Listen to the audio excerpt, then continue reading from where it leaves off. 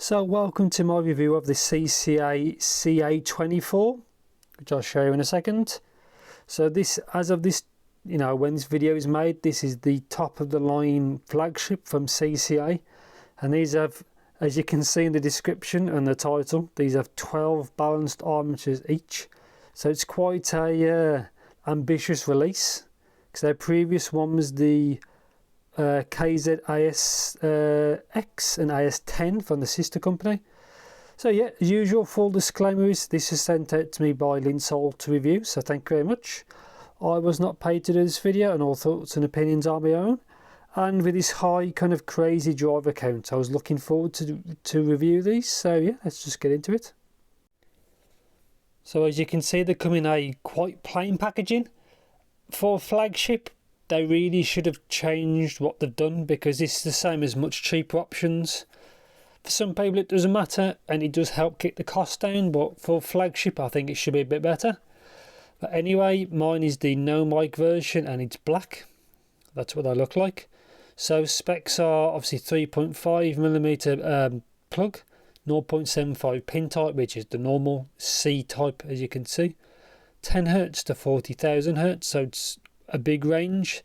Impedance is 30 ohms and sensitivity is 103. They are slightly harder to power, but nothing really to shout about really.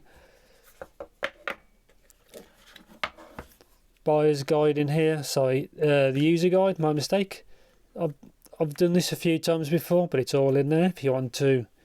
It's the same as any other packaging. Earphones are obviously missing because I have them here, because I've already put quite a few hours on them, but I see what they look like. It's hard to see in real life. It's slightly clearer, but it's chock full of BAs, and I don't think the camera will pick it up. But just in here, I don't think it will show. You can actually see the balls going up to the top. So it's a really nice piece of engineering, nice piece of construction. I don't think it will show you, but there's some of the big base BAs, and there's some of the sound bores, but it's very hard to see. Very straightforward design. So left CA24, because of 12 per side, they like to put them all as a total. So yeah, 24 balanced armature, which is a crazy amount.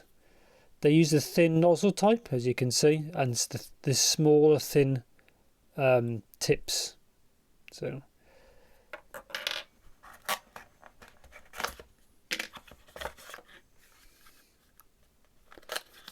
it should just be tips and the cable.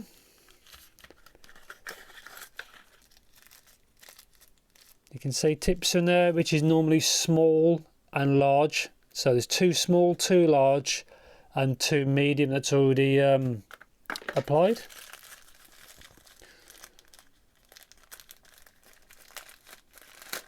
See what you get. So kind of normal kind of cable. Again, this is a flagship product, so it really they should have maybe included a better cable, or you can already use your own, but obviously right angled connector. Obviously the connectors are there, and yeah, I'm going to open this cable up, and yeah, let's get to it. If you've ever had a KZ before or a CCA before, you've seen this before, but for the people who haven't, got right angle connector, good strain relief. Build quality is fine. It's just kind of really average. I wouldn't say it's a bad cable, but it's just the same as what comes with normally their cheaper products. So that's just one thing to bear in mind. And yeah, it is a bit thin, but it does what it's supposed to do.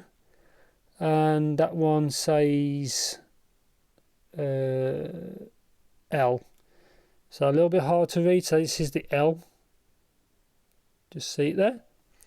And that's it. They do the job. Really, it's a very basic cable, but does what it's supposed to do.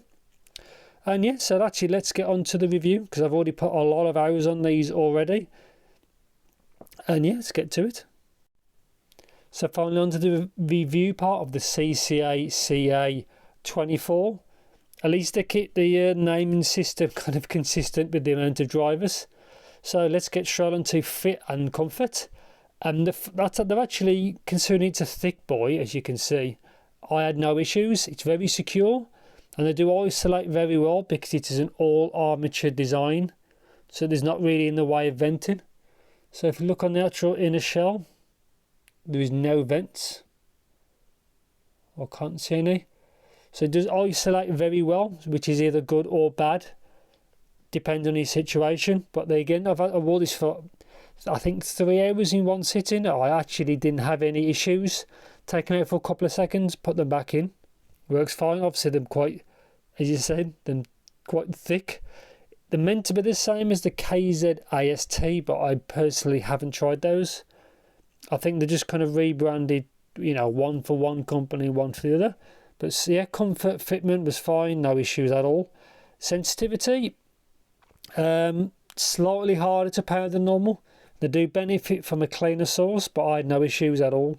Considering the amount of drivers, obviously the crossover boards in there, they're kind of easy to power really, which is kind of good. So let's get on to imaging and stage. They was both okay. It just depends on the track, but they're not headphones, so don't expect big stage, but imaging and stage was okay. So yeah, let's get straight on to what these are actually like, you know, the actual sound. So right now I'm going to overlay a graph of what they look like. And yes, these are bass monsters, considering there's no dynamic driver inside. That's BA bass. So it bleeds straight into the mids, which is a bit of a shame. So what these sound like is extremely bassy, but they don't, it's not the same as like a dynamic driver bass. It's elevated more there. But if a DD had the same bass, it'd sound more bassy, if you understand. A DD doesn't seem to have like the same kind of hit as a dynamic driver. So yeah, if a DD had the same level as that, it'd sound more bassier than it is. So as you can see from the low end, it sounds thick, which obviously is a dominant part of the sound. So yeah, as you can see, these are bass monsters for what they are, for balanced armatures, which is a bit of a shame. If that was a bit reduced and a bit less bleed, these would actually be quite good. Mids are okay, but it just depends on what you're listening to, because they either can be forward or the singer can be kind of left behind because of the elevation and the big dip. So again, let's go straight into the mids. Upper mids are, again, you can see the V of the mids.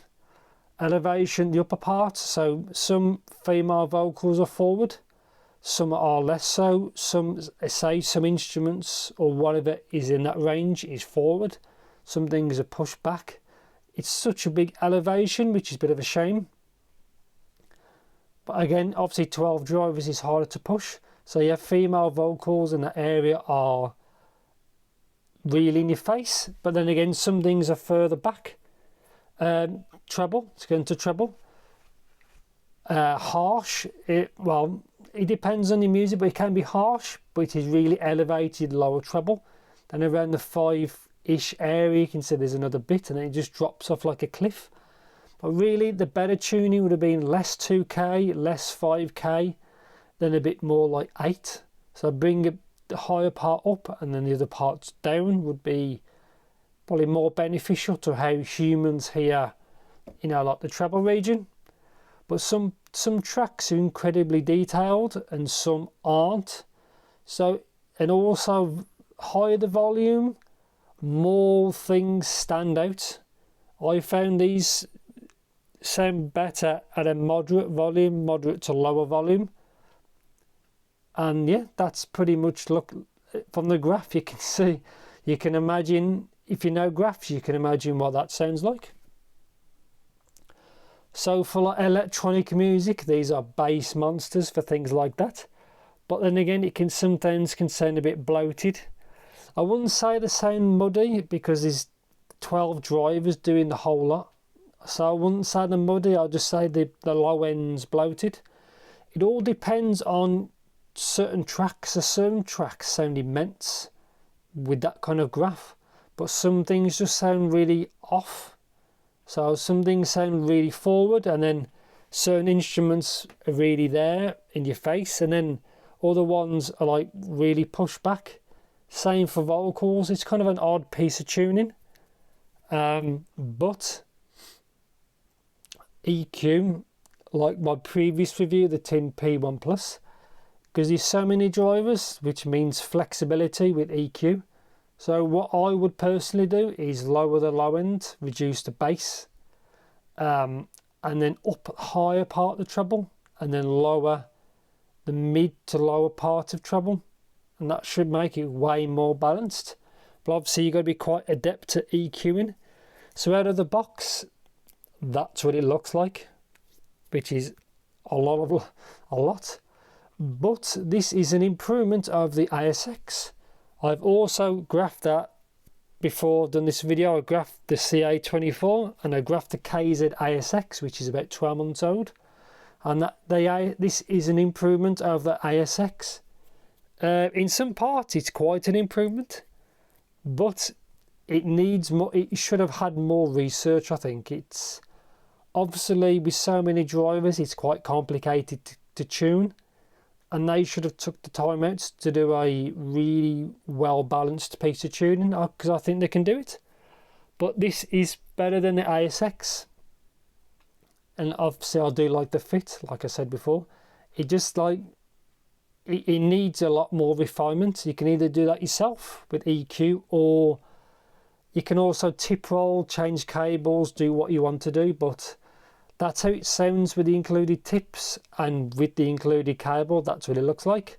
So it just depends on your genre, but for electronic music, these actually sound, they are very exciting for electronic.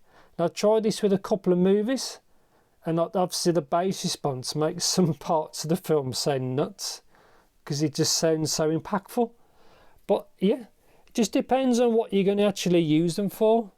But that's what they are like. They are better than ASX. So yeah, my conclusion is they are not bad. They've got a lot of flexibility, but they really should have done a bit more work with the tuning. Just take a bit of time and get it really, really well balanced, because these have got really good, I think, really good potential. They just kind of missed the mark, which is a bit of a shame. But again, like I said, they are better than last year's KZ ASX. And these are meant to be identical to the KZ AST. I think the only thing they've changed is kind of the styling. But that venting doesn't really do anything on the back. I've tried these in windy situations, and they didn't really, you couldn't really hear it. So that's pretty much it really. But yeah, they're okay. In some circumstances, they actually are pretty good. They just needed a bit more work with the tuning. Some parts of music are forward, some are really pushed back. It all depends on your library and your use case. If you use these for gaming, music, whatever. But I think I'll probably end it there. So yeah, so I'm quite curious what they do next. So the last one was 10 drivers, these are 12. So I presume whatever comes in the future, maybe 14 drivers, but we'll only time can tell. So yeah, thanks for watching and take care.